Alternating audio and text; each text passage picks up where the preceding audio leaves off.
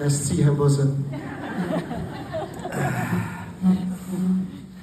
Hey, Cindy, t'as mis le paquet du côté, là.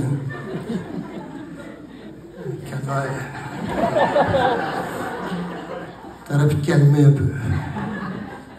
Jusqu'à Villemeux, qui est descendu d'Ottawa. Si tu payais avec nos impôts, ça? OK. Moi, j'ai écrit un texte, puis je vais le lire, parce que ça va être... Moi, je sais pas parler. Mais je sais écrire un peu. Fait que, ça va être moins long, puis vous allez pouvoir vous libérer. Écoutez,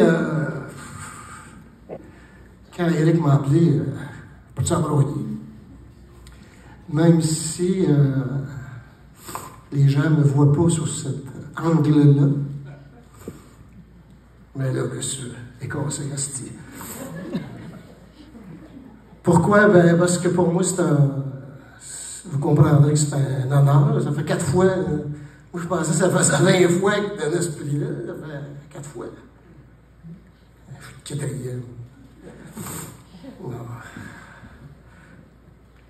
Écoutez-moi, c'est un honneur, mais c'est surtout une surprise de recevoir un tel prix. Je me suis toujours considéré comme un salarié, un gestionnaire, un militant de la culture. Là, je vais me boucher, c'est à cause de mes médicaments. Là. Je bouche. C'est pas parce qu'il faut me mettre à broyer, c'est... Ben... C'est le temps des sucres. Je prends 15 minutes par jour. Puis c'est pas une joke, Christy. Ben c'est ça, je me suis toujours considéré comme un militant préoccupé par la qualité de vie de mes compatriotes. Donc, de recevoir un prix s'asseoir de la part de Culture Mauricie, c'est tout un honneur.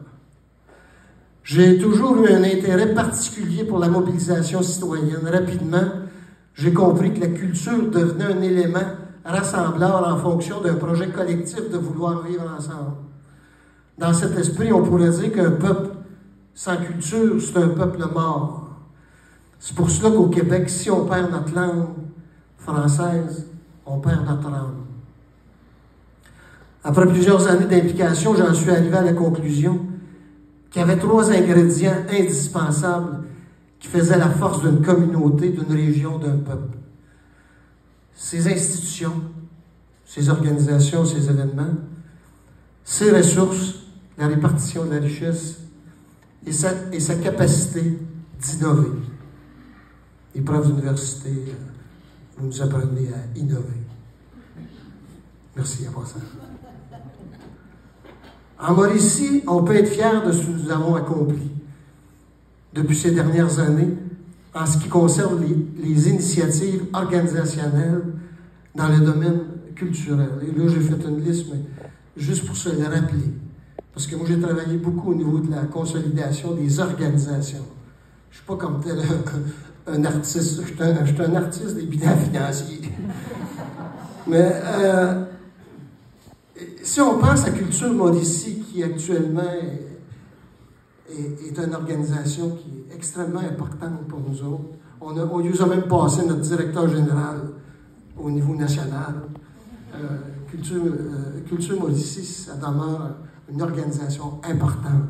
Puis là, si j'ai nommé tout, la Biennale de sculpture contemporaine avec Audrey, donc ça a l'air de rien, mais la Biennale d'estampes avec Elisabeth, qui est aussi mon prof de tai chi, je ne sais pas si ça t'agace.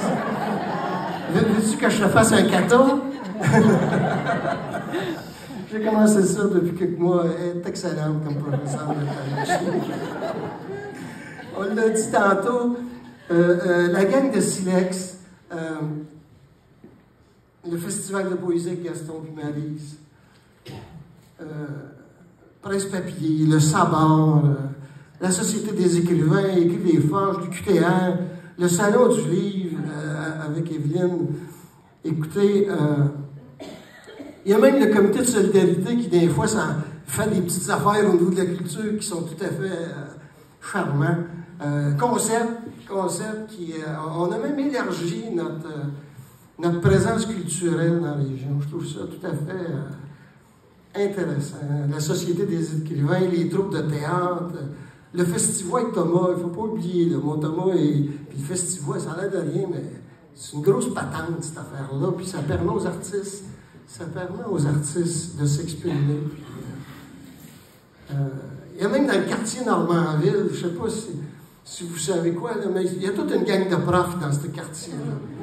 Dans le quartier, puis, il y a des artistes, puis là, eux autres, ils s'amusent à faire des œuvres d'art. C'est tout à fait extraordinaire. Fait que quand c'est rendu que les quartiers se prennent en main, c'est parce qu'il y a quelque chose. Il y a quelque chose qui se passe là. Fait qu'en Mauricie, on a réussi à créer un secteur culturel qui fait envier beaucoup de régions actuellement au Québec. Il faut continuer à organiser. Il faut organiser. Organiser. Organiser. Il faut s'organiser. Il faut organiser la culture. Un artiste seul, il va faire... Parfois, il fait des bonnes affaires, mais quand il est organisé dans un environnement, mais c'est plus le fun. Il faut organiser absolument la culture.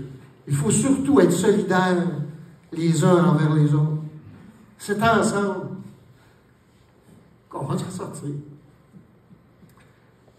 D'ailleurs, c'est ce qui m'a motivé tout au cours de mes 40 dernières années, de créer cette solidarité-là. Il faut développer des réflexes de solidarité et de promotion de la culture, quel que soit votre secteur d'activité. Quand j'étais au CA de l'hôpital, je faisais l'hôpital Sainte-Marie. Sainte-Marie, c'est Lucius, en tout cas, ça a fait, pauvre personnage. Quand j'étais au CA de l'hôpital, ou président de la CSN, du Conseil central, j'avais toujours cette préoccupation d'intégrer la culture dans nos plans d'action. J'arrivais au CHSLD, puis là, je disais, il y a des murs ici, y a-tu moyen de mettre de la couleur, puis là, on pourrait se plugger ces artistes, puis en tout cas, essayer de trouver une treille pour que les artistes noyautent les CHSLD. On a réussi un peu dans la cour de Cook, là, je pense que c'était ici, je ne suis pas sûr. Pour mes amis créateurs, là j'ai parlé des institutions, mais pour mes amis créateurs, les artistes, si j'avais un souhait à vous exprimer, ce serait d'avoir le courage. Reprenez le courage de vos opinions, de vos ambitions. Ayez du courage.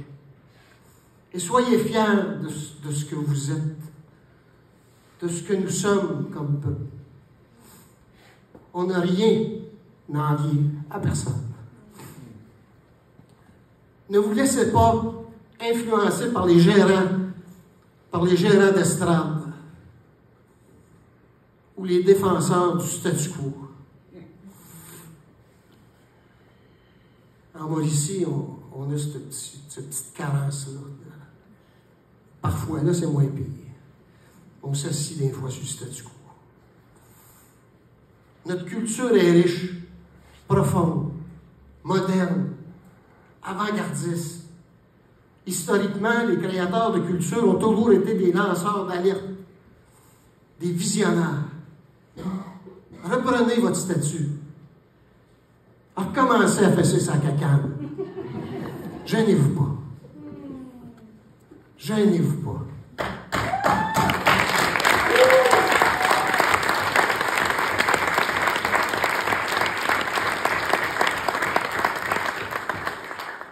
Actuellement, on est 9 millions de Québécois et de Québécoises, entourés de 300 millions d'anglophones. Et on réussit malgré tout à prendre notre place, et c'est là partout dans le monde. Vous avez juste à regarder là, actuellement ceux qui ont des prix, puis tout.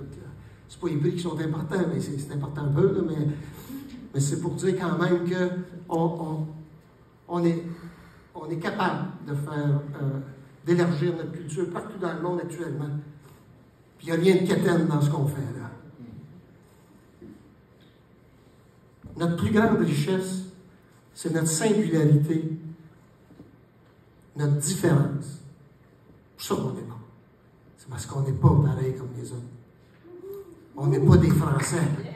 On est des Québécois.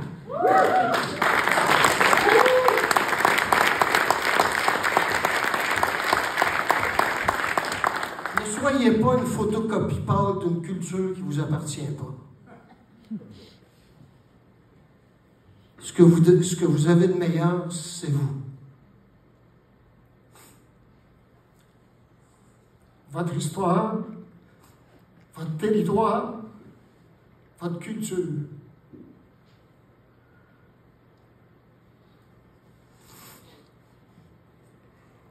N'oubliez surtout pas que le combat que nous menons au Québec, c'est un combat contre l'hégémonie au niveau international. Pour terminer, j'aimerais partager ce prix avec mes compagnons d'armes de lutte, mes camarades, comme Gérald disait, mes camarades de la Société Saint-Jean-Baptiste, Francine Boulanger. Pendant 30 ans, Francine a mis sur pied le concours Le Français à l'affiche. Elle avait organisé ça pendant 30 ans. Jean Breton, mon Johnny, qui, lui, Vendredi fou, là, c'est lui, ça. C'est lui. Il y a Sylvain, Réal, Garceau,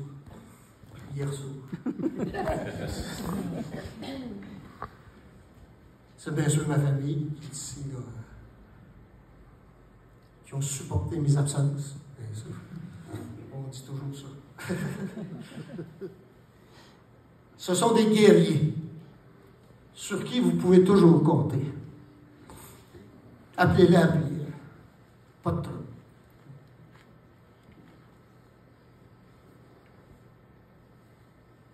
En 1760, là je termine là-dessus. En 1760, ça c'est la conquête. Il s'est passé quelque chose à la conquête. En 1760, on nous a définis comme un peuple sans histoire et sans culture. Lauderham. On a réussi à faire mentir nos détracteurs.